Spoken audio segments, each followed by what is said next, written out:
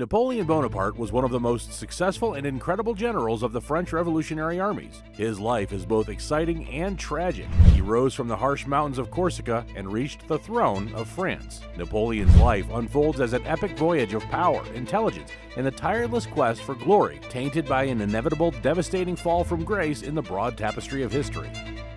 Early life. On August 5, 1769, Napoleon Bonaparte was born to a family in Corsica during political instability and passionate hopes for freedom. From a young age, Napoleon showed signs of the magnetic leadership and strategic mind that would one day propel him to the pinnacle of power. As an eager learner, Napoleon absorbed the histories and techniques of great leaders and empires from the past. It's easier to understand Napoleon Bonaparte's spectacular rise by exploring the complex history of France in the late 18th century, a time of social turmoil, economic uncertainty, and revolutionary zeal. The French Revolution violently overthrew centuries-old monarchical and feudal privileges in 1789. The air was filled with chants for liberty, equality, and fraternity as a new social order sought to end the Bourbon dynasty's iniquities. The revolution sparked a bloody civil war in which competing factions fought for power and ideology. France was continually at war with its European neighbors because they all wanted to stop revolutionary ideals and exploit France's perceived vulnerability.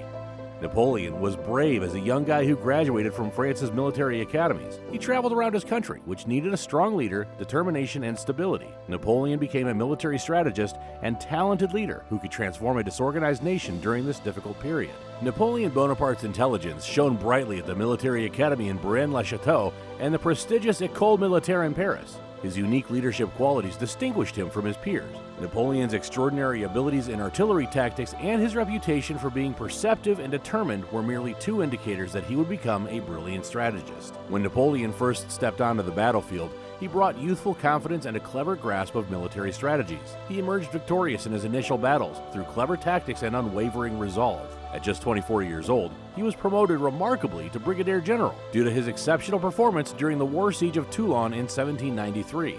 Napoleon helped alter France during the French Revolution.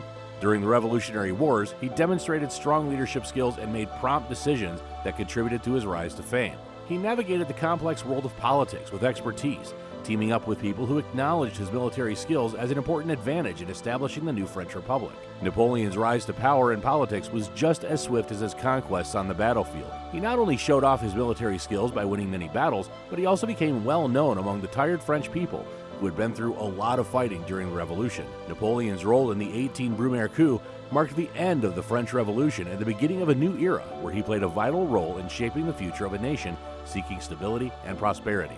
The reforms of Napoleon. 1. The Napoleonic Code. Napoleon tried to completely restructure the French government's judicial and administrative systems while in office. With the establishment of the Napoleonic Code, it was intended that these ideals of freedom, equality, and brotherhood would be codified into law. This codification influenced legal systems worldwide by emphasizing individual rights, equality before the law, and secularism. 2. Changes in economic and educational systems.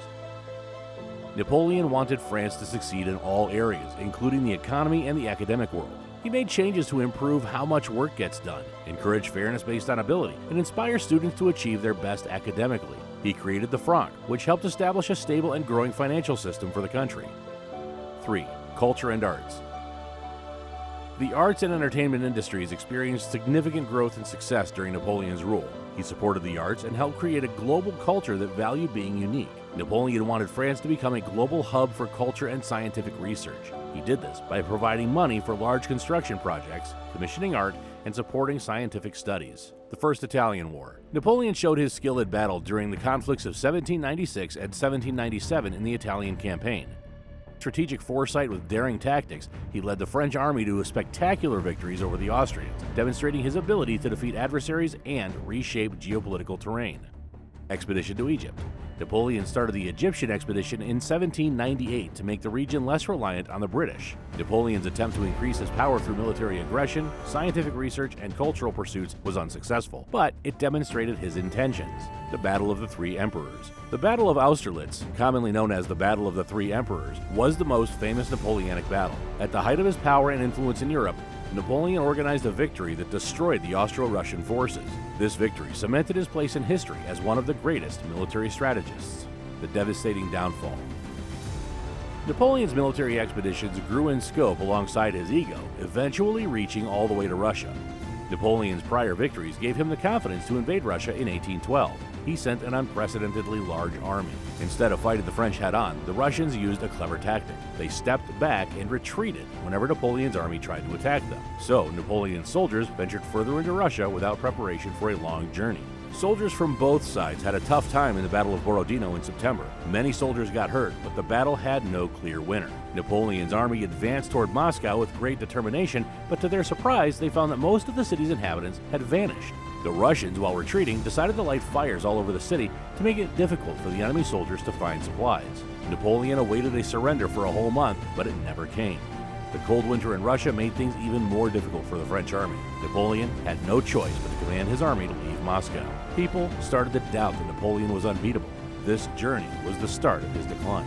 Napoleon faced financial problems and a decrease in public support after suffering a big loss in Russia. His previously unbreakable presence began to break apart. His power became weaker because the countries that used to be under his control declared themselves as independent.